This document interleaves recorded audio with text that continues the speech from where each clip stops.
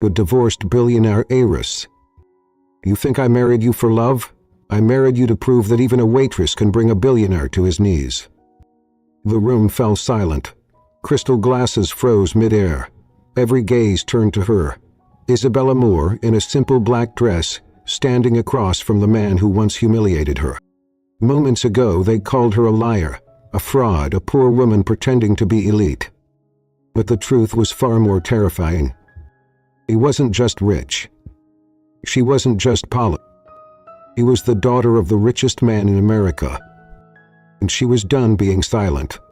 New York City, the city of power, pride, and polished secrets. In a quiet quarter of Manhattan, just steps away from where billionaires shake hands over billion-dollar deals, a woman in a chef's apron stood over a stove, her hands steady, her gaze distant. The kitchen buzzed with activity, sizzling pans, clinking plates, and voices calling out orders. But Isabella Moore moved through it all like a ghost. To the world, she was a simple cook. No college degree, no resume full of accomplishments. Just a girl who made excellent crème brûlée and knew how to season with soul. But what they didn't know was this. The Moore estate, the most powerful dynasty in the United States, had been searching for their daughter for nearly 3 years. They had no idea.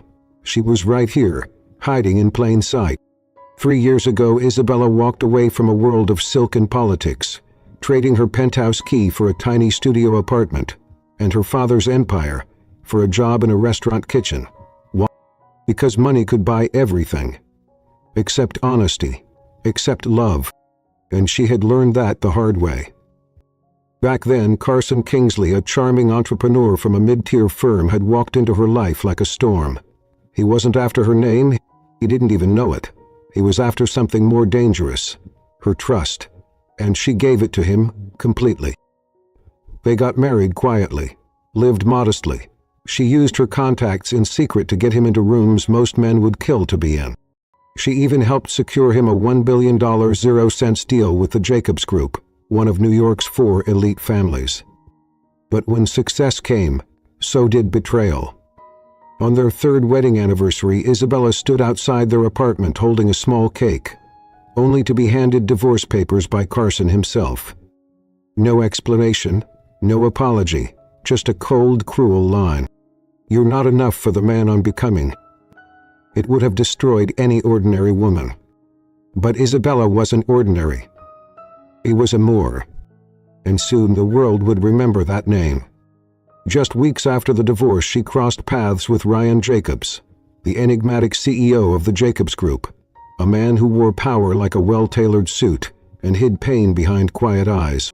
Ryan wasn't looking for love, he was looking for an exit. An escape from a toxic arranged engagement to Cara Robin, heiress to another billion-dollar family, a woman he didn't love but was expected to marry for business alignment. So he offered Isabella a proposition. Marry me, 1 year, contract only, $20,000 a month. It should have been just business. But fate had other plans. As their paths intertwined, whispers spread through the elite. Who is this girl? Why does she walk like she owns every room even when dressed like nobody? He wasn't chasing power, but she had it. She wasn't begging for recognition, but it found her. And at a charity banquet held by the Jacobs family, where Carson, Cara, and every socialite in New York had gathered, Isabella stepped, and when she did, the world cracked open. The waiter dropped a silver tray when he saw her. The head of security froze, unsure whether to stop her or salute her. Even Ryan Jacobs, stone-faced, emotionless, right? Because Isabella wasn't wearing her apron. She was wearing the Moore family crest, etched into a brooch older than Wall Street. The same crest worn by Donald Moore, the richest man in the country. The silence in the room was louder than thunder. And then came the words that silenced generations of arrogance. Don't you recognize your future daughter-in-law? From that moment on, everything changed. The battle lines were drawn. Old money vis earned love, family legacy vis free will, betrayal vis loyalty. But at the center of it all stood a woman, once dismissed, now dangerous. Isabella Moore. Heiress. and perhaps the only woman in the room powerful enough to break the system. Section 1. The Anniversary Divorce. The rain that night in New York felt different. It wasn't gentle or romantic. Isabella Moore stood outside apartment 17C, clutching a box in her hands. It was small, humble, and slightly smudged from the rain. Inside was a homemade vanilla cake with fresh raspberries, her husband's favorite. She had baked it that morning at the restaurant, icing it with careful strokes between her lunch shift and dinner prep. The night was supposed to be special. 3 years since she married Carson Kingsley, a man she had once believed would love her, even if the world turned its back on them. 3 years since she had taken his last name, traded pearls for purpose, and whispered vows that she never broke, not once. He knocked. No answer. She tried again, balancing the cake in one hand while adjusting the damp strand of hair that stuck to her cheek. She could hear footsteps inside, and then the door opened. But it wasn't Carson who greeted her. It was Sina, his assistant, a woman Isabella had always found too eager, too polished, and now too present. "Miss Moore," Sina said with a thin smile, stepping aside as if she'd rehearsed this moment. "He's expecting you." Isabella's stomach turned. She stepped into the apartment, her eyes scanning the room. Everything was pristine, cold, and distant. Gone were the framed photos of their early days, the soft throw blanket she had picked up from a flea market he once said smelled like her. Everything looked like it belonged in a catalog now, and none of it felt like home. Carson emerged from the hallway, straightening the cuffs of his designer suit. And he didn't say happy anniversary. He didn't say her name. He said, "We need to talk." Her smile faltered. "I made cake," she said softly, lifting the box. "Remember the first one I made for you? When we couldn't afford butter?" "You remember," he interrupted, his voice sharp. "But this isn't a night for cake." Something cold settled in her chest. She set the box down on the table, her fingers trembling slightly. "Carson, what's going on?" He pulled a folder from his briefcase and placed it on the table. Her name, Isabella Kingsley, was printed neatly across the front. "Divorce papers." He blinked, once, then again. "What is this?" Her voice was quiet, almost too small for the cavernous silence of the room. "It's exactly what it looks like." "No explanation?" she asked, her voice cracking. "After everything I've done for you." Carson sighed, running a hand through his gelled hair. "Isabella, this wasn't supposed to be forever." Her knees weakened, but she didn't fall. "You said you loved me," she whispered. "I did," he said, "but people change. I've changed. And you're still stuck in the past. You hide who you really are. I had to climb on my own while you played humble chef." He stared at him, stunned. "You didn't climb on your own," she said slowly. "You climbed with my help." He flinched. "I introduced you to the Jacobs Group," she continued, her voice rising. "I handed you $1 billion contract on a silver platter, without revealing who I was. I gave you everything I had without asking for anything back. And now I'm repaying you," he snapped, clean bright. "No scandals. You'll get a settlement." Her tears didn't fall, not yet. Instead, a strange calm settled over her. "He found someone else." He didn't. He nodded slowly. "And that's why you sent Sina to open the door." Carson said nothing. The silence was answer enough. She looked at the papers again, her name staring back at her like it belonged to someone else. "This isn't just about us, is it?" she said. "This is about them. The Jacobs, the Robins, all of them. You think if you get rid of me, they'll take you seriously?" He didn't respond. He didn't have to. For a moment, she let herself imagine what might have been. Waking up beside him tomorrow, laughing over burnt toast, dancing barefoot in their kitchen like they did that first winter. But it was gone now. Whatever had existed between them had been sold, packaged, and traded for power. She looked him in the eye. "You will regret this," he smirked. "I doubt that." He picked up the cake box, the one she had brought with such care, and opened the lid. The vanilla frosting had smudged against the sides during the walk over. He slid it across the table toward him.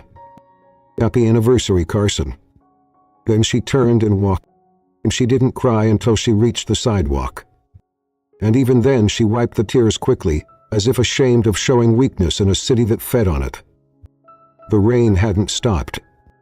It soaked her hair, clung to her dress, chilled her bones. But she didn't stop walking. She walked past the doormen who didn't recognize her, past the boutiques that once offered her champagne while she shopped, past a world she had once belonged to.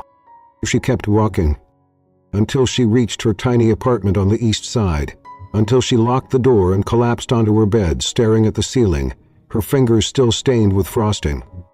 The next morning a knock came at the door. When she opened it, a tall man in a tailored navy suit stood before her. "Miss Moore?" he asked. He hesitated. "I work for the Jacobs Group," he said, handing her an envelope. "Mr. Ryan Jacobs would like to speak with you." She frowned. "I don't know him."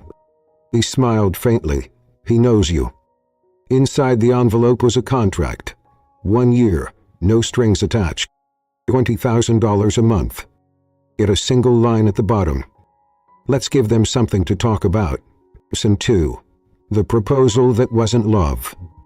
It was a Tuesday, cloudless, deceptively bright. Isabella Moore sat on the edge of a wooden bench in Bryant Park, her fingers tracing the edge of the thick cream-colored envelope she had received the day before.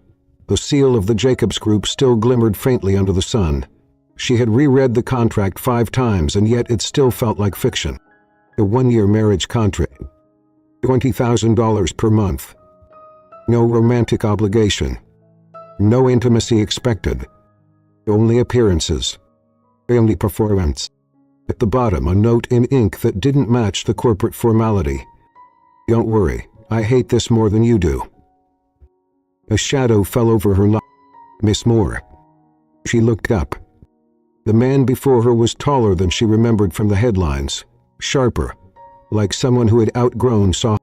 Ryan Jacobs, CEO of the Jacobs Group, Wharton Ph.D., Harvard Law, America's youngest billionaire in tech retail merger history, known for outbidding giants, smiling rarely and being notoriously unattached. He wore power like oxygen, effortlessly. "You came," he said, his tone neutral, but his eyes scanning her like a puzzle. "It almost didn't." "I almost hoped you wouldn't," he said honestly. "Would have made my life easier." That made her lips twitch. "Then, because if I don't marry someone by the next quarter, the board will finalize the arranged merger between me and Cara Robin." She knew that name. Cara Robin, the kind of woman society labeled as perfect on paper, heiress to the Robin banking empire, fluent in 3 languages, a walking resume in heels. "And you think I'm your loophole?" He didn't flinch. "I think you're the only woman who wouldn't fall in love with me." She blinked. That wasn't the answer she expected. "I'm not interested in hearts," he added, "only headlocks, optics. I need a wife who understands that this is a performance, a shield, nothing more." She looked down at the envelope. "And why me?" "Because you're invisible," he said. "No ties, no scandals, no socialite baggage. But you're composed, calculated. You know how to walk in heels and hold your tongue." Her pride bristled. "You sound like you've done your homework." "I have," he said unapologetically. "You're a chef, a private person, but you helped Carson secure the Jacobs contract without ever revealing your last name. That intrigued me." She narrowed her eyes. "So you're rewarding me for staying silent?" "I'm hiring you," he corrected, "to be my wife. Temporary." He studied his face. It was hard, sculpted like stone, but beneath that there was something buried deep, a wound trying hard not to bleed. He folded the contract and slipped it back into the envelope. "I don't want your money," she said quietly. "Then what do you?" She thought for a moment, looked him in the eye. "You want to walk into a room full of the people who once humiliated me, and make them regret it." A small, barely there smirk tugged at his lips, the first sign of life she'd seen in him. "You'll need a drink," he said. "The gala's next week." That night, Isabella stood in front of the mirror of a private show home in Soho. A floor-length gown of deep emerald hugged her curves, the silk whispering secrets as she moved. Her reflection startled her. She didn't recognize the woman staring back. Gone was the girl with icing-stained fingers and tear-streaked cheeks. In her place stood someone poised, quietly dangerous. Ryan leaned against the doorway behind her, arms crossed. "You clean up well," he said. He didn't respond. She was too busy staring at herself. He stepped forward, eyes meeting hers in the mirror. "Isabella, I don't need you to pretend to be in love with me, but I do need you to look like someone worth betraying a dynasty for." Her voice was steady. "You're not the only one using this marriage, Mr. Jacobs." He didn't ask what she meant. He just nodded. The gala was held at the historic Ashford estate. Chandeliers that cost more than yachts, guests that measured worth in legacy, and laughter that could slice through glass. When Ryan Jacobs entered with Isabella Moore on his arm, the room tilted. Silence bloomed. Every head turned. Carson Kingsley choked on his champagne. Gara Robbins' smile cracked. And Isabella dressed in emerald and dignity. He walked like the ballroom belonged to her. Like she wasn't the woman who'd once been dismissed as a waitress. Like she wasn't the wife who had once been left without a word. He was Mrs. Jacobs now. By name, not by love. But sometimes names carried power deeper than heart. They danced once. He led with precision, she followed with grace. And when he leaned close enough for only her to hear, he whispered, "You'll talk for weeks after tonight." She smiled faintly, but her heart ached with something else. If only this were real, she thought. But it wasn't, and it never would be. By midnight, the damage was done. Social media exploded with photos. Old money circles gossiped. Kara stormed out. Carson left, pale-faced and stunned. Ryan, ever the tactician, kept his mask in place. But Isabella? She walked out of the estate that night, feeling like she had reclaimed something no one could take from her again. Her voice. And maybe, just maybe, a little bit of herself. Section 3. The dinner that changed everything. The gala had passed, but its echoes still rippled across New York's upper crust. Whiskeys filled every marble corridor of Manhattan's elite. How did a no-name chef steal the city's most eligible billionaire overnight? But Isabella Moore didn't care about whispers. She was too busy trying to survive her next test. Dinner. It was Sunday, late autumn. The air outside Ryan's family estate was cool, crisp, and so still it felt like even the wind was holding its breath. Isabella stood at the edge of the garden courtyard, staring at the sprawling colonial mansion ahead. Ivy curled along white pillars. Lanterns flickered along the walk. Everything about it screamed legacy, and she felt like an intruder. A Bentley pulled up behind her. Ryan stepped out, crisp, in a charcoal gray suit. "You're early," he said. "You're late," she replied, hugging her coat tighter. He offered his arm. She didn't take it. "I don't need to be escorted like a show pony," she said quietly. He paused, then nodded once.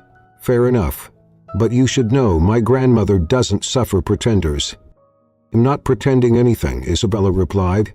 "I'm just not telling everything." Inside, the long mahogany dining table glittered with silverware. Wine breathed in crystal decanters. A butler in white gloves straightened a folded napkin for the third time. At the head of the table sat Margaret Jacobs, Ryan's grandmother. The elegant, the kind of woman who looked at you and saw 10 generations behind you. To her left, Chris, Ryan's cousin's copilot.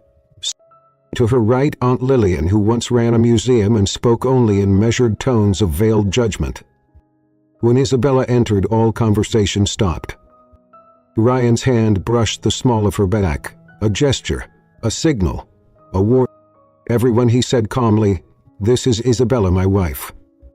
Lillian raised an eyebrow. Chris coughed. Margaret didn't blink. "Have a seat," she said, her tone sharper than the cutlery. The meal began with soup, but the real menu... "So, Isabella," Aunt Lillian began, "what exactly is it you do?" "I'm a chef," Isabella replied, calmly placing her spoon down. At a restaurant?" Chris asked with a smirk, "or like a food truck?" Ryan shot him a glance. I used to run the pastry program at La Roche, Isabella replied evenly. Now I manage several kitchens under my own consulting company. Chris blinked. Margaret sipped her wine. Lillian narrowed her eyes. And your family? Where are they based? Isabella paused. Ryan reached for his glass. They're private, Isabella said. We don't advertise bloodlines. Margaret's voice sliced through the tension. I see. So no pedigree then. Ryan's glass clinked down. Isabella raised her hand gently. It's okay, she's not wrong. I didn't come from a line of bankers or politicians. I came from something rarer. And what's that? Margaret challenged. Isabella held her gaze. Loyalty and hunger. For a moment, silence. Then, Margaret's lips twitched almost imperceptibly. Well, at least she's honest. The main course arrived. Duck confit, roasted beets, glazed carrots. But nobody was eating. Chris leaned forward, twirling his wine. So be honest. What's it like being Cinderella? Isabella smiled tightly. Cinderella married for love. This is business. Margaret's fork paused midair. Ryan diskined. Chris grinned. So you admit it? Not ashamed, Isabella said, her tone steel. At least I'm not pretending this is some love story. Ryan and I both know what this is. Do you? Margaret asked, her voice now deceptively soft. Because I raised Ryan, I know how he hides what matters most. A beat passed. Then another. Ryan cleared his throat. Excuse us, he said abruptly, standing and gently pulling Isabella to her feet. They walked through the hallway in silence until they reached the balcony. The moonlight pooled over the marble floor. Why did you say that? Ryan finally asked. What? She said, arms crossed. That this is business, that it's not a love story. Isn't that? She countered. That's what we agreed. He turned away, jaw tightening. Yes, but you didn't have to say it like you hated it. Isabella swallowed. I don't hate you, Ryan, she said, softer now. I hate that this is the only way people like us are allowed to survive. He turned back to her, eyes searching. And never used to. Why did you agree to this? He hesitated.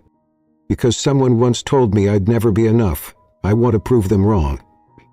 Ryan stepped closer. The distance between them thinned. Do you want to make them regret it, or do you want to move on? They talk about you. I don't know yet, she whispered. The other moved. Neither dared to. Back inside, dessert was being served. Apple tart, warm and golden. The butler presented each plate with a silver flourish. Isabella returned to the table and sat down as Ryan excused himself for a call. As the last bite of tart was served, Margaret cleared her throat. I'll admit, she said, folding her napkin, I didn't expect to be surprised tonight. Isabella looked up. But you surprised me. Not sure if that's a compliment or a threat, Isabella replied. Margaret smiled. Actually smiled. Boo. Later, as Ryan walked her to the car, he paused beside the open door. You did well tonight, he said. You held your own. You did. He looked down. This may have started as a contract, Isabella. But tonight it felt like something else. He studied. Don't confuse defense with affection, Ryan. I'm just protecting myself. He nodded slowly. Then we're the same. He stepped into the car, the door closing with a soft click. From the window she watched him stand there, hands in his pockets, the mask on his face slipping ever so slightly.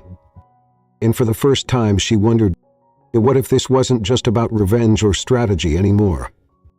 What if something real right in the middle of the lie? The past returns with a ring. The days that followed the Jacobs family dinner passed in a strange blur. There was no defined rhythm to Isabella's new life. One moment she was dressing in couture for appearances beside Ryan, and the next she was alone in her apartment, still organizing her spice rack like the humble chef she used to be. It was a life built on appearances.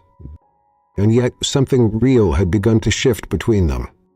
Ryan was still reserved, unreadable in boardrooms and interviews, but behind closed doors he would ask if she'd eaten. He would pause before leaving, as if unsure whether to say goodnight or something deeper. And once, just once, she caught him staring at her like he couldn't remember why this marriage was supposed to be fake. But just as Isabella allowed herself to breathe, the past came knocking. It began with a box. A small velvet box wrapped in brown paper and delivered to her penthouse. There was no name on the return label, just a Manhattan postmark and a short note. "You left this behind. Maybe it still means something." Her heart thudded as she peeled it open. Inside was a cheap plastic ring.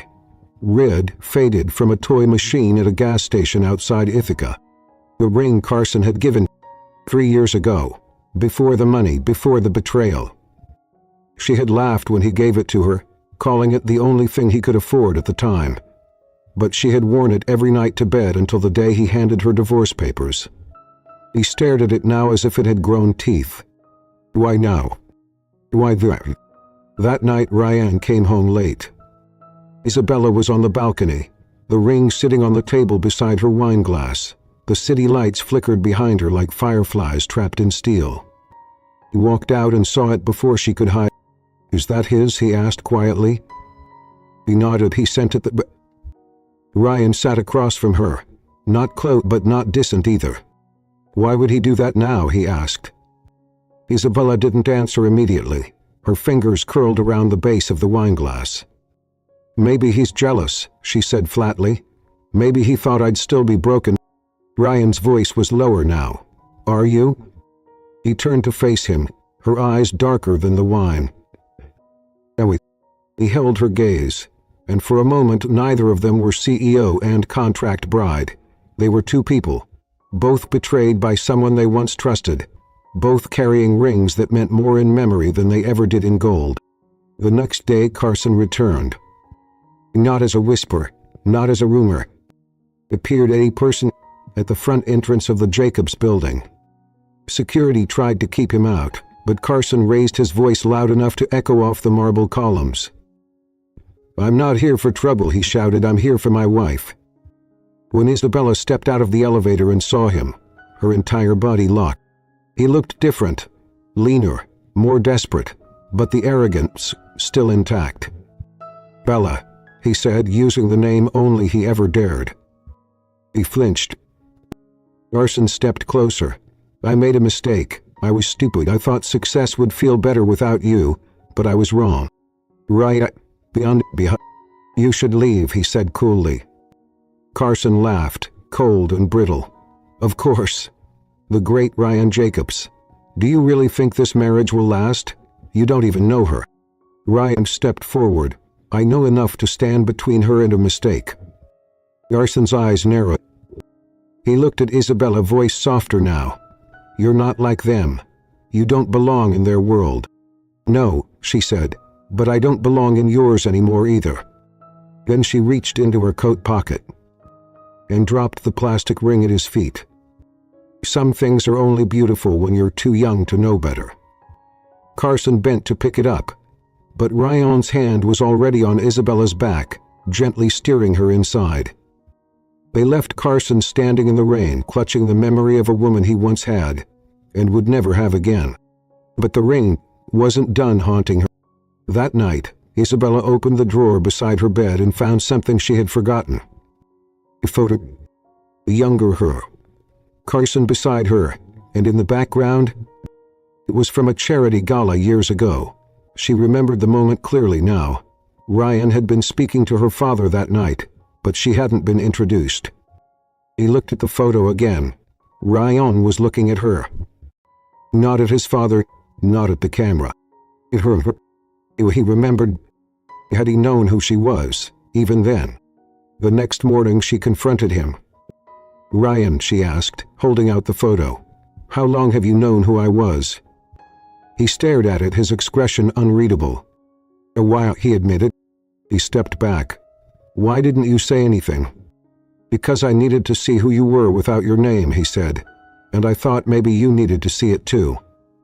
Isabella's heart pounded. "All this time you were testing me?" "No," he said, taking a step forward. "I was protecting you. From them.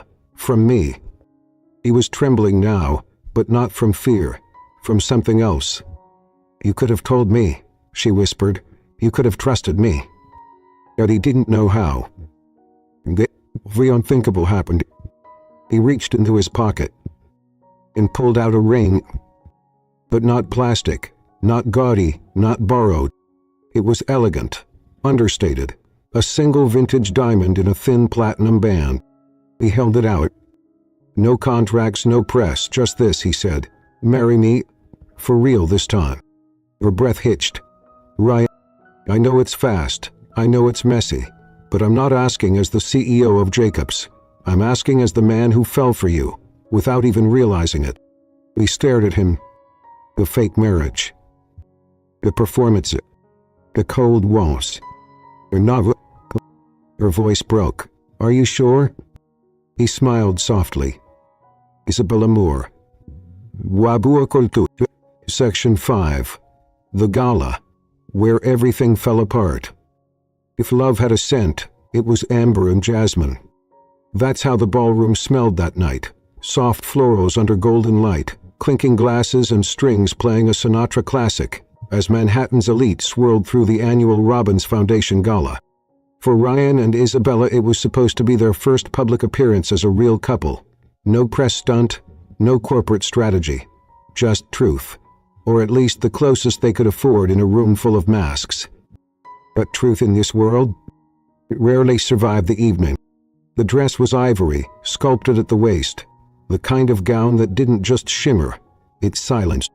When Isabella stepped into the ballroom beside Ryan, conversations hiccuped mid-sentence. Photographers' heads turned. Even Margaret Jacobs, seated beside a senator, paused her wine mid-sip. But it wasn't her elegance that stunned them. It was the fact that she was still there. Still by Ryan's side. Still stooping.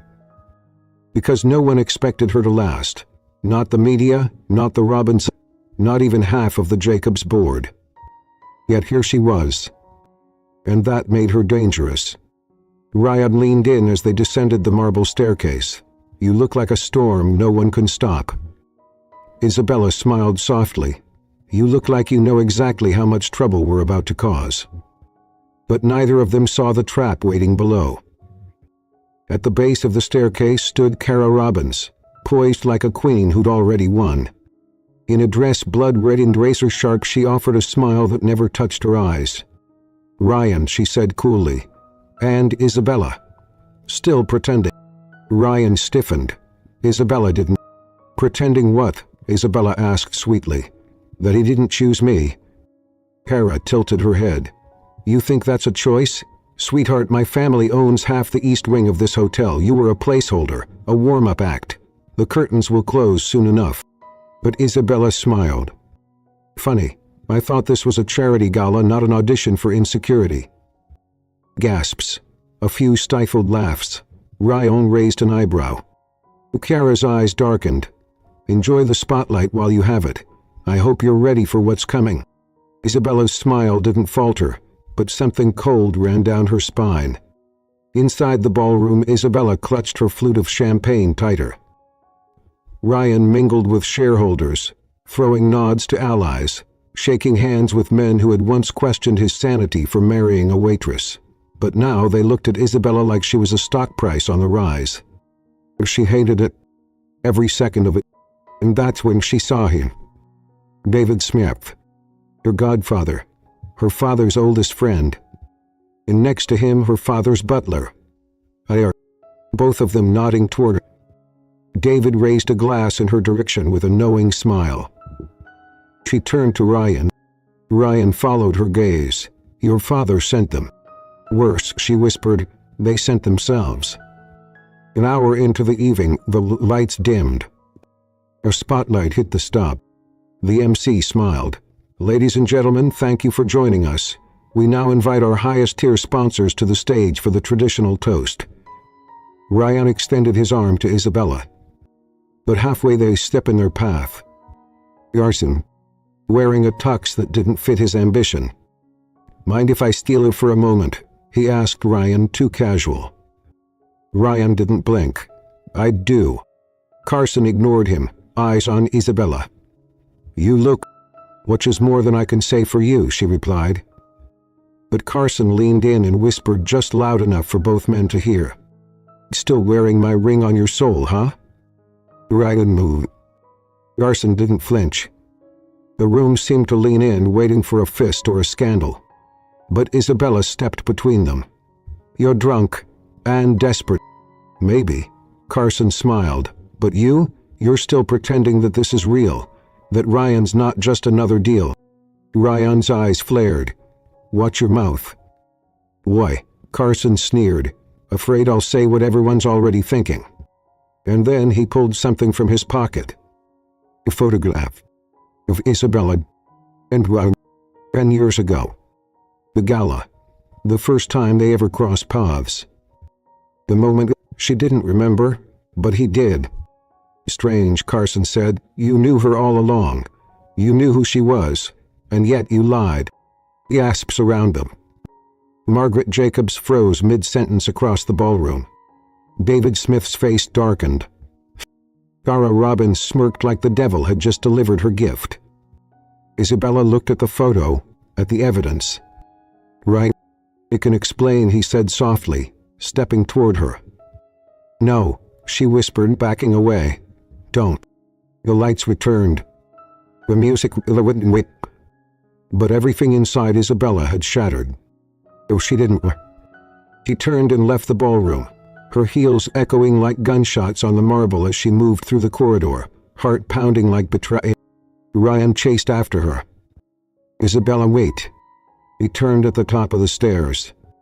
"Did you know me before the contract? Before Carson? Before everything?" His silence said everything. "You lied to me," she said, voice trembling. "You knew me. You tested me." "I wasn't testing you," Ryan said. I remembered you. That night at your father's charity gala. You wore your hair in a braid and you handed out lemon tarts to staff who didn't eat. I never forgot." He swallowed hard. "Why didn't you tell me?" "Because I thought I had time," he said, voice breaking. "Time to be the man you deserved before you found out who I really was." Isabella stared at him. The lights behind him, the glitter, the lawn. And then she said the words that cracked them both open. "If that night, the night we met, you hadn't walked away, maybe none of this would have happened." Ryan took a breath, then whispered, "If I hadn't left you that night, maybe I wouldn't have spent 10 years looking for a way to find you again." Silence. A single tear rolled down her cheek. He turned and walked away. This time, he didn't follow. Because sometimes love doesn't need a door slammed shut. Sometimes it ends in the sound of heels disappearing into silence. Section 6. The confession that changed her fate. The night after the gala, New York City didn't sleep, and neither did Isabella. The lights of Manhattan buzzed outside her penthouse windows, but she sat in complete darkness, still in her ivory gown, makeup smudged, barefoot on the marble floor, a glass of wine untouched beside her. The photograph Carson revealed burned through her hands like fire. He couldn't stop staring at it. She had been 17, hair in a braid, helping cater her father's charity banquet after sneaking away from her finishing school. And he had been there, watching Ismail, not a stranger, a ghost from her past who had waited too long to return. The knock came just after 2 a.m. She didn't move. And then a voice, low, familiar. "Isabel, please open the door. I need to tell you everything." He stood up, slowly. Her fingers hovered over the lock. And then, with a breath held too long, she opened the door. Ryan stood there, hair tousled, tie loosened, coat soaked from rain. He looked like a man who'd finally realized how much he had to lose. He let him in, but said nothing. He didn't say how, he didn't take off his coat. He just looked at her, as if memorizing the woman he feared would disappear. "You were right," he said softly. "I should have told you everything from the start." He crossed her arms. Her voice was quiet, brittle. "Then why didn't you?" "I was afraid," he admitted. "Afraid that if I reminded you who I was, I'd ruin what we were starting to become." She turned her back to it, But really, I saw you that night, Isabella. When everyone was chasing donations and fake smiles, you were in the kitchen, giving away lemon tartlets to a janitor. Her throat caught. He smiled at me once, he continued, and I couldn't forget it. I thought I'd see you again, but I didn't. So I searched, quietly, through every gala, every event, until I saw you again with Carson, and I knew, he swallowed. I knew if I showed up as myself you'd never believe me. So I waited. I watched. I made excuses to bump into you. At the farmer's market. At the cafe near your apartment. Do you remember the man who helped you pick up your groceries when your bag ripped? Her mouth parted. That was He nodded, ashamed. I tried so many times. But then Carson married you. And I... Silence filled the space between them. Heavy. Froggy. He whispered, "You manipulated me into marrying you." "No," he said quickly. "The contract was real. I made the offer before I realized who you were." "Convenient," she snapped. "So you watched me suffer, you knew who I was, and said nothing." "Because I wanted to see if you'd survive," he whispered. "If you were still the girl I saw in that kitchen." Isabella turned sharply. "So, I was an experiment to you?" "No," Ryan said, stepping forward. "You were a miracle, and I didn't think I deserved one." Her eyes glistened now. Tears she refused to let fall. When her voice cracked. "He all did the same thing. That my father, Carson, the Jacobs, the Robins, you all decided who I was supposed to be, and none of you ever asked what I wanted." Ryan's face broke. "Then tell me now, what do you want?" She met his eyes. Raw, unfiltered. "I want someone who doesn't fall in love with a version of me. I want someone who chooses me, even if I have nothing. No name, no legacy, no wealth." Ryan moved closer. "Then come with me." "What?" she asked bitterly. "Another party? Another lie?" He took her hand, gently, like it might shatter. "No. To the place where I first realized I loved you." 10 minutes later she found herself in the back of Ryan's. He didn't tell her where they were going.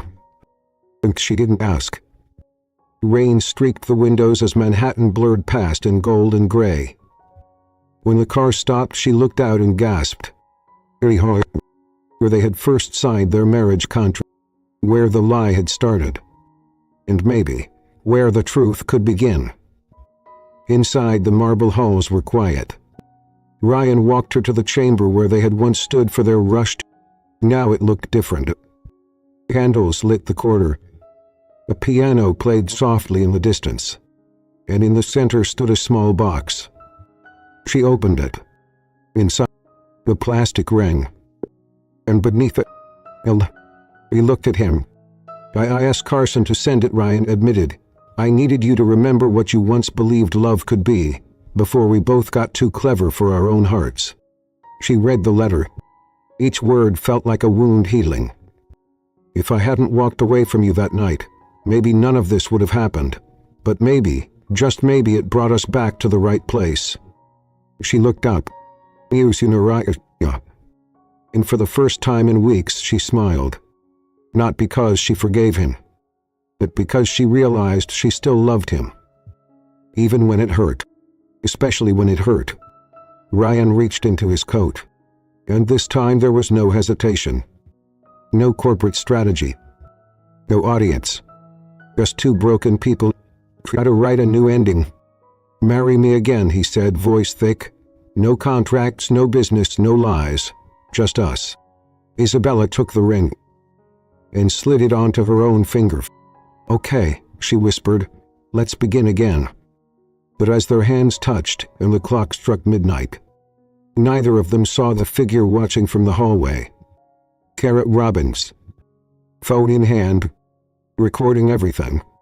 And behind her, a man in shadows, watching. Because in this world of diamonds and deception, not all love stories survive the truth. Session 7. The video that went viral overnight. Morning in New York was never quiet. But that Monday, phones buzzed. Screens flashed. And across every device in every upper-crust living room from Fifth Avenue to the Hamptons, one headline dominated the city like a tidal wave. Billionaire CEO secretly married heiress under fake identity. Watch the emotional confession. And below it, a video. Rainy, but clear. Ryan Jacobs standing in the flickering candlelight of City Hall, holding Isabella's hand and confessing his secrets in full. I remembered you, that night at your father's charity gala. I never forgot. I needed to see who you were without your no. Marry me again, no contracts, no business, no lies. Just us. And finally, Isabella's tearful okay. By 10 a.m. the video had 42 million views. By noon, Ryan Jacobs' office line he'd crushed. By evening, every board member of Jacobs' group was demanding a closed-door emergency meeting. And by nightfall, Cara Robbins was trending. Not because she posted the video. She hadn't needed to. She only had to leak it to a gossip blog and let the wildfire catch. But because she'd also given a statement.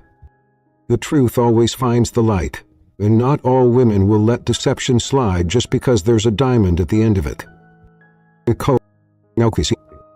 Devastating. Meanwhile, he was drowning in chaos. She sat in the corner of her restaurant kitchen, her apron stained with balsamic and flour as her sous chef waved his phone in disbelief. Boss, you're literally on every news app in the country. He didn't respond. Not to him, not to the flood of texts from old school friends, not to the Wall Street Journal journalist camped outside her building, not even to her father's message. We'll talk soon. He just sat there staring at her phone. Watching the video again. Not for the confession, but for the look in Ryan's eyes. That moment, just before she said yes, when he looked at her like a man begging for a second life. And she knew. That part had been real. But public love has a price. And the vultures had begun to circle. That afternoon, the Jacobs board met in a private conference suite overlooking the Hudson. 11 men in navy suits, all of them pale with anger. Margaret Jacobs stood at the head. This isn't just about scandal, she said coldly. This is about trust. He deceived shareholders. He engaged in an undisclosed personal contract with a major stakeholder's daughter. He manipulated an heiress. And now the world knows. A junior partner dared to speak. But public sentiment is surprisingly positive. Most of the comments under the video are supportive. Some even say it's the most honest thing they've seen in years. Margaret's eyes narrowed. Sentiment, she hissed, doesn't pay dividends. Meanwhile, Ryan was in a different kind of war zone. His penthouse had become ground zero for media vans, drones, and tabloid reporters disguised as florists. But inside, silence. He hadn't left since the video leaked. He hadn't called Isabella, but he hadn't answered a single board member. He just stood at the window, watching the skyline like it might hold the answers. He opened the door. David's smoke. Rain could uninvite. You really blew it this time, David said, storming past. Ryan shut the door. Not apologizing, Ryan replied. David turned. You lied, you manipulated, you weaponized a story of love to cover up your failure to report a conflict of interest. You weaponize it, Ryan said through clenched teeth. I tried to protect her from this, from you. David's eyes went cold. You think the world wants to see a chef marry into one of the 4 richest families in America and not have opinions? Ryan's voice rose. She's not just a chef. She's Isabella Moore, daughter of Donald Moore, heir to the North Group. David blinked and sloppily sat down. You know? Ryan nodded. I knew. I didn't care. I loved her before I knew the name. I loved her after I found out. And I still love her now. And in that moment something shifted. Because maybe, just maybe, he believed him. But public chaos doesn't wait for love. By sundown, Isabella's restaurant had received 1,700 reservation requests, but also 93 threats. Some accused her of being a gold digger. Others called her the next Martha Stewart. Some praised her for bringing real emotion into the world of billionaires, and others just wanted blood. At 8:07 p.m. she got a call. It was from Cara Robbins. "I have something to show you," Cara said. "Why would I meet with you?" Isabella asked. "Because you think this is over," Cara replied. "But it's not." Click. An hour later, Isabella arrived at a private gallery in Tribeca. Inside, Cara stood beside a massive portrait of the Robbins family, all cold eyes and stiffer collars. On the table, a legal folder. "This is the prenup your father signed with my family," Cara said, sliding it over, before he disappeared from the spotlight. Isabella's hands shook as she flipped through the pages. There was a clause. If Isabella married without approval from the Moore patriarch, she forfeited her share of the North Group. Everything, going and worth. Richest, the one he was relying on to protect them, required a majority stake from the North Group. Isabella looked up. "You leaked the video because you wanted the board to reject him." Heiress. "No, darling, I leaked the video because I want to see if he'll still choose you, without the empire you come with." Isabella left the gallery in a daze. The night squalled. But her heart? It started to fight. Because maybe she hadn't just been running from her past. Maybe she was running toward her real self, the one who didn't need a last name or a billion-dollar empire to stand her ground. He opened his phone. He typed one message. "Ryan, I need to see you. No cameras, no headlines, just us." He replied instantly. "Meet me where it all began. City Hall. Midnight. Again. This time, no candles. No promises. No descriptions. Just running. Waiting in the hall." He turned when she arrived. But Isabella didn't walk to him. He stood 10 feet away. "You're going to lose everything," she said. "Your board, your legacy, your bid, Belenquist." Ryan's reply was simple. "If I lose you, I lose more." He stepped forward. Carefully. "You still want me? Even if I'm not Miss Moore anymore?" He shook his head. "I don't want Miss Moore. I want Isabella now." Then, without fanfare, he pulled something from his coat. Not a ring. Not a contract. A photo. The one from the charity gala. He had written something on the back. She turned it over. "I loved you before I knew your name. I'll love you long after the world forgets it." Tears slipped down his cheeks. He looked up. And let them talk. Let them film. Let them break the internet again. Because the only story that mattered now, it was the one they were writing together. Section 8, The Betrayal. From inside the family. The calm didn't last. It never did. Not in a world where love threatened legacy, and loyalty came with a price tag. It had only been 3 days since Ryan and Isabella's quiet midnight vow. 3 days of peace, stolen kisses, and whispered plans to leave the city for a while. But peace is a luxury. And their world didn't allow luxuries, without consequences. The betrayal didn't come from the tabloids. Not from the Robbins. Not even from Cara. It came from within. And it came wearing the most familiar face of all. Chris Jacobs, Ryan's brother. Smiling, charming, always lurking just one step behind the spotlight, content to benefit from Ryan's rise, while quietly resenting every bit of it. On the surface, Chris had stood by his brother at every turn. At the gala, at the press conferences, even at their grandmother's private birthday dinner, where Isabella had gifted priceless woolwear and earned their Uncle Greg's respect. But behind the scenes, Craig had been making moves, dangerous ones. It started with a whisper, a quiet conversation overheard by Aaron, the Moore family butler, as he passed through the corridors of the Jacobs estate. "Yes, on the phone." "Yes, I'll get the shares. Just make sure the board doesn't reinstate Ryan. Or don't care how, leak more, stir something, use Cara. use anyone. Arun froze. Every instinct in him screamed, but he said nothing for now. Because secrets, they bloom in silence.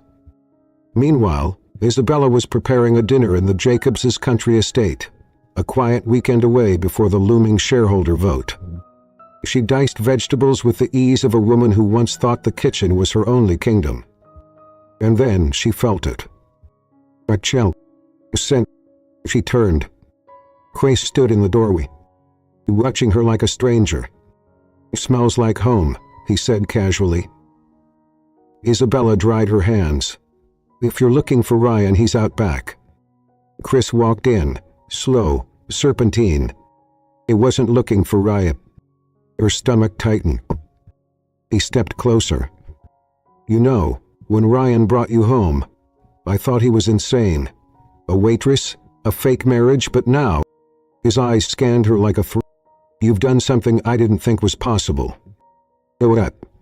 she asked carefully. He smirked. He made him weak. He didn't blink, but he leaned in closer. "You think love is enough? You think being Cecilia or Moore or whatever name you choose today will protect you?" She met his eyes, calm, fierce. "I think truth protects me, and it'll destroy you." He chuckled. "I see why he fell for you. Shame he won't see what's coming." Then he walked out, like a match left on the edge of a fuse. That night, the news dropped. A confidential email leak. Subject: concerns over Ryan Jacobs' mental state and reckless behavior. Attached were heavily redacted internal memos. Come real. Some doctored. All designed to raise doubts about Ryan's fitness to lead. Within 2 hours, the board scheduled an emergency vote to suspend Ryan indefinitely. Ryan read the email in silence, and looked up at Isabella. "You used my heart as a weapon," he whispered. The next morning Ryan faced the board. Margaret Jacobs presided, her expression unreadable. "Due to the damaging nature of recent revelations and public mistrust," she began, "this board is forced to act in the interests of the company's long-term stability." Ryan remained silent as they read the motion. To suspend Ryan Jacobs as CEO of Jacobs Group, effective immediately. Interim Christopher Jacobs. Isabella stood at the back of the room, jaw tight, fists clenched. He had seen betrayal before, but never like this. After the vote, Ryan walked out without a word. He didn't yell. He didn't plead. He simply walked until he reached the river, where his father once taught him to skip stones, where he used to believe that silence meant peace. Now it felt like failure. Isabella found him there. He'd gotten He simply sat beside him. And after a long pause, Ryan finally said, "He's been playing me since the beginning." Isabella nodded. "He wants the company." "He can have it," Ryan said bitterly. "I just wanted peace." "No," she said gently. "He doesn't want peace. He wants you gone." That night, back at the estate, Arun approached Isabella in secret. "I heard Chris," he whispered. "He's been planning this for months, and there's more." He handed her a file. Inside, bank transfers. To Kara Robbins, media strategist. To a private investigator. Even to a former Jacobs board member who had resigned 6 weeks ago. Chris had orchestrated every step of Ryan's downfall. And now he was courting investors to sell Jacobs Group to a private equity firm, piece by piece. Isabella stared at the penny and made a decision. The next day she walked into the North Group headquarters, into the office her father had once built. He sat across from the board, all men who had once dismissed. "I have a proposal," she said clearly. He raised eyebrows. "I want to buy 12% of Jacobs Group stock, quietly, through North proxies. I'll match Chris's offers, and when the time comes, we vote." One of them leaned forward. "What?" She met his gaze. "Because I don't care about the boardroom. I care about the man who never stopped choosing me, even when it cost him everything." and as she left the building, wind catching her coat, hair wild, eyes steel, Isabella Moore was no longer a woman surviving in a man's world. He was the storm. And this time, she would write the ending. Betrayal, the woman who took back the throne. A week after the Jacobs board voted Ryan out, the city buzzed with speculation. Was it over? Had love finally lost to legacy? Or was someone fighting in the shadows? They had forgotten one thing. They had forgotten her. The headlines still blared about the fall of Ryan Jacobs. But by now another rumor was starting to stir. The Heiress who may be quietly buying back the board said Isabella didn't grant interview. She didn't post on social media. She didn't make a speech or show up on red carpets. Instead, she played the game they taught her to survive, but on her own terms. He sat across from Donald Moore, her father, for the first time in over a year. He didn't speak at first, just watched. I underestimated you, he said finally. That was my mistake. She stirred her tea. He thought he'd never come back. I thought you wouldn't need to. There was a beep. Then she met his gaze. I need your vote. You'll raise a brow. Your marriage jeopardized our holdings with the Robins and the Kingsleys. Ryan is out. Chris has momentum. Chris also has 3 board members under silent bribery, and an equity deal lined up with a hedge fund that plans to split Jacobs Group into parts. Donald's expression froze. He slid a file across the desk. You taught me to keep records. I did. He looked through it. His hands tightened. You doing this for love? No, Isabella said quietly. I'm doing it for justice. For the man who stood beside me when I was just a waitress, when I was nobody. I'm doing it for the version of me no one ever saw. The next day, Donald Moore made an unannounced appearance at Jacobs Group headquarters. And that's when everything began to shift. Behind closed doors, alliances moved. Roxy shares flipped. Cara Robbins was suddenly on vacation. Chris's equity deal began to rot from the inside. And by Friday after, Arrivat was cold. By the time Ryan arrived, not even sure why he'd been summoned back, the executive floor was buzzing. He was escorted past the press, past board members who now avoided eye contact, and into the glass conference room where it all started. But now, Isabella sat at the head of the table. Ryan, she said softly. He froze, took her in. Black, glossy, crisp silk hair swept up, fodder in his. Not at Miss Moore. Not this Sasuli. But as himself, Isabella, the woman he fell in love with. You shouldn't be here, he whispered. They'll turn this on you. He smiled. I'm not here for permission. And then she turned to the board. This isn't a plea, she said clearly. This is a correction. Christopher Jacobs attempted a hostile dismantling of a legacy company for personal gain. He used insider manipulation, bribery, and media scandal to strip leadership from a man who built this company. If purchased via North proxies and personal trust assets, 12.3% voting shares, effective today. Gasps echoed. One board member sputtered. Donald Moore stood from the court. It's legal, it's binding, and it's earned. Chris stormed into the room seconds later. Eyes wild. Jaw clenched. What the hell is this? He pointed at Isabella. You have no seat here. You're just some washed-up chef with a royal last night. Sit down, Margaret Jacobs snapped. Silence. And then the vote was called. 11 hands went up. 2 abstained. 1 voted no. And just like that, Ryan Jacobs was reinstated as CEO. But it wasn't the title that mattered. It was the look in his eyes when he turned to her. Not shock, not relief, but awe. Like a man who had seen God, and she wore an apron once. After the meeting, Isabella slipped away quietly. She didn't need applause. But Ryan had followed. He caught up with her just as she was waiting for the elevator. You fought for me, he whispered. She turned. No, she said. I fought for us. He smiled, heart in his throat. I don't know how to repay you. He touched his chest. You already did. The night you asked me to marry you, without a contract. Later that evening, the Jacobs board released a press statement. But the media already had another story. It was once called Just a Cook, Just Rebuild a Corporate Empire. From kitchen to board, the rise of Isabella Moore. But Isabella? She didn't care about any of that.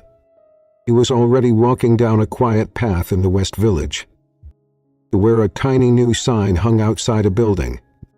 The Hearth, by Isabella, her new restaurant, part non-profit, part culinary school for underprivileged girls. Because some thrones aren't made of gold.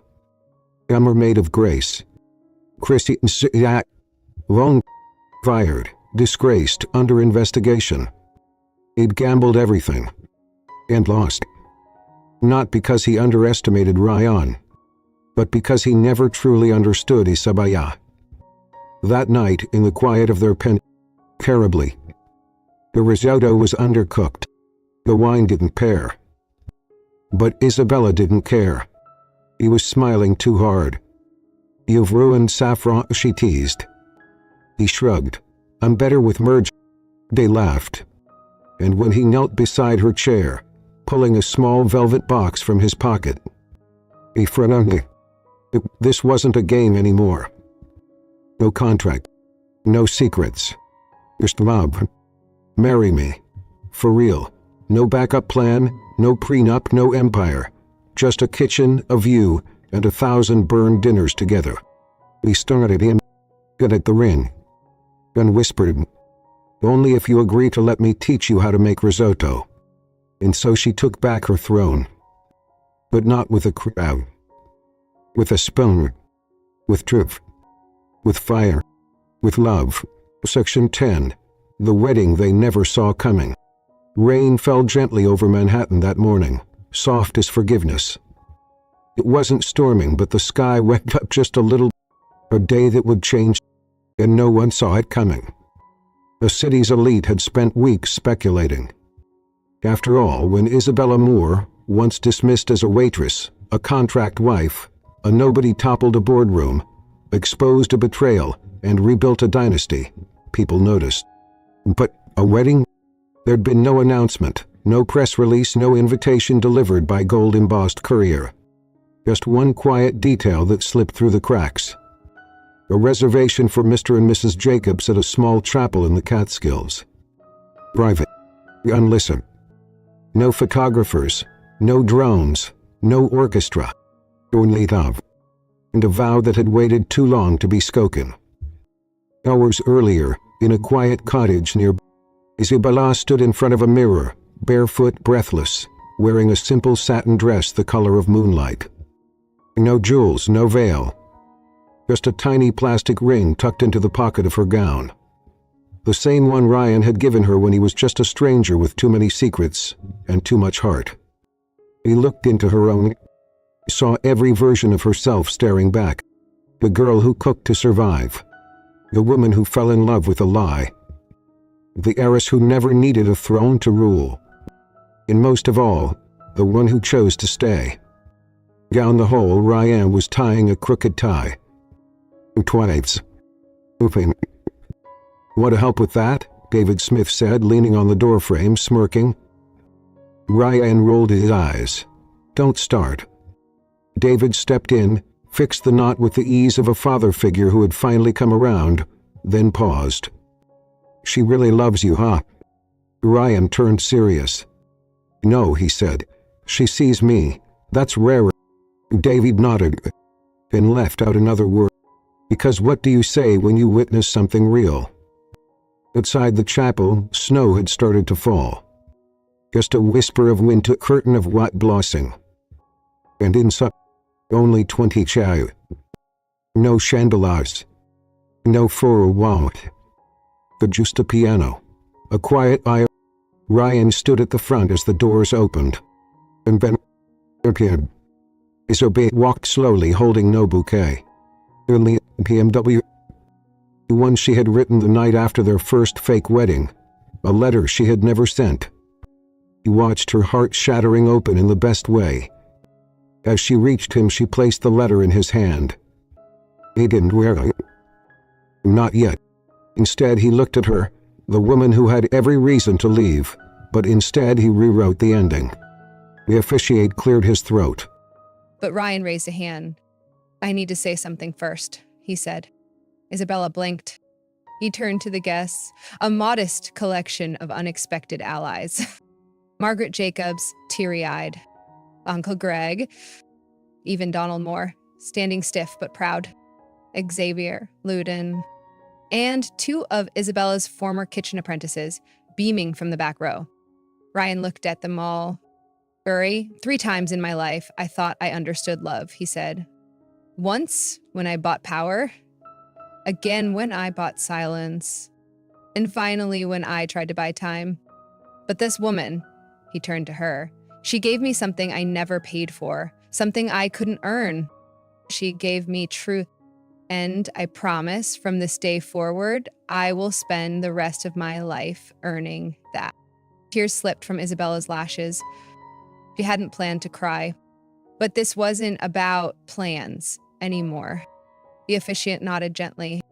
They exchanged rings, real ones this time. But Isabella hesitated, and instead, she reached into her pocket and placed the plastic ring on Ryan's finger first. Gasps echoed. Even Margaret Jacobs chuckled. "This is the one that mattered," Isabella whispered. "The one from when you had nothing." He kissed her hand. "I have everything now."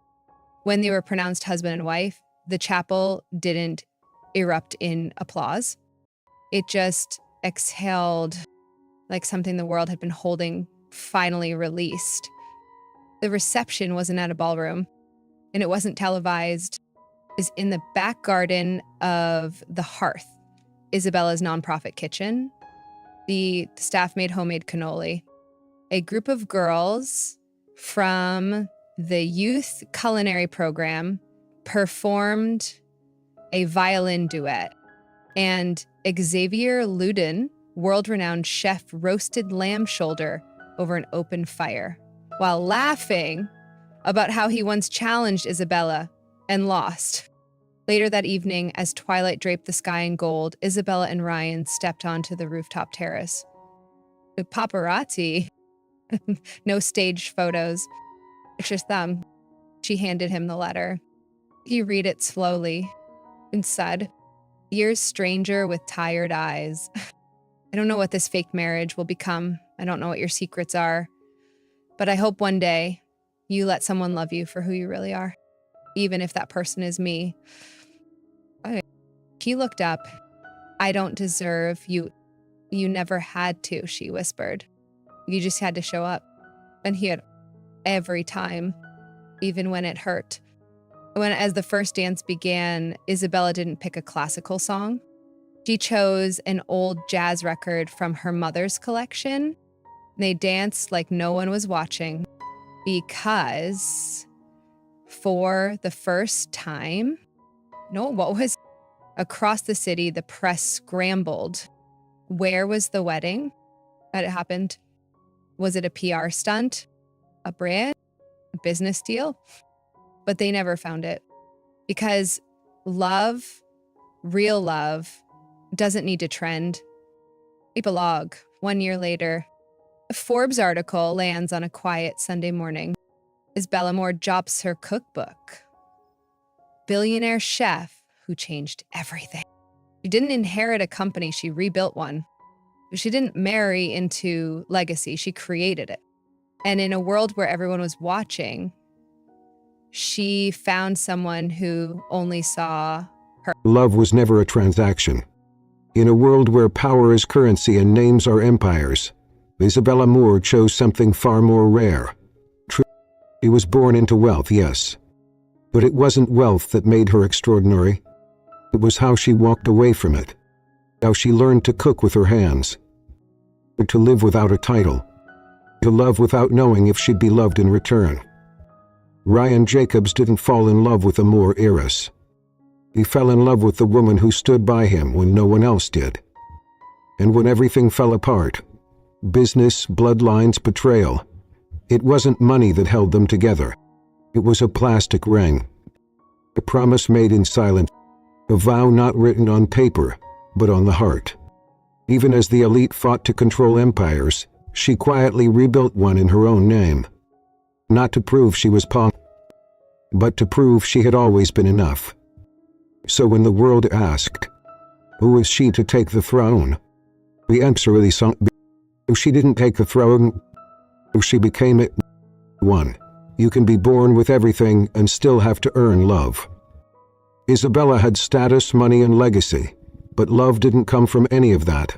It came from choosing to stay, to fight, to trust again, even after heartbreak. 2. The quiet people often carry the loudest truths. Everyone underestimated her, because she didn't scream, she didn't play the game loudly, she let her actions speak, and in the end her silence thundered louder than any scandal. 3. Family isn't just about blood, it's about who protects you when the world turns cold. Ryan was rejected by his own brother. Isabella was mocked by her relatives. But in the end they built a new family, one based on loyalty, not lineage. 4. Forgiveness is power, grace is strength. Isabella didn't seek revenge, she sought restoration. She rose without crushing anyone. 5. Real love doesn't ask for perfection. It shows up again and again in your worst moments. Because the strongest vows are whispered when no one else is listening. If this story moved you, if Isabella's quiet strength, Ryan's redemption, and the idea of love after loss touched your heart, then we invite you to reflect. Have you ever been underestimated? Have you ever loved someone who didn't see your worth until it was almost too late? We drop a comment. What part of Isabella's journey reminded you of yourself? Or simply write, I believe in second chances. Like this video if you believe love isn't about perfection, but presence. Share this story with someone who needs hope, someone starting over, someone healing, someone who deserves more. Scrub for more powerful stories of grace, redemption, quiet victories. Because here, we don't just tell stories. We tell the ones that heal.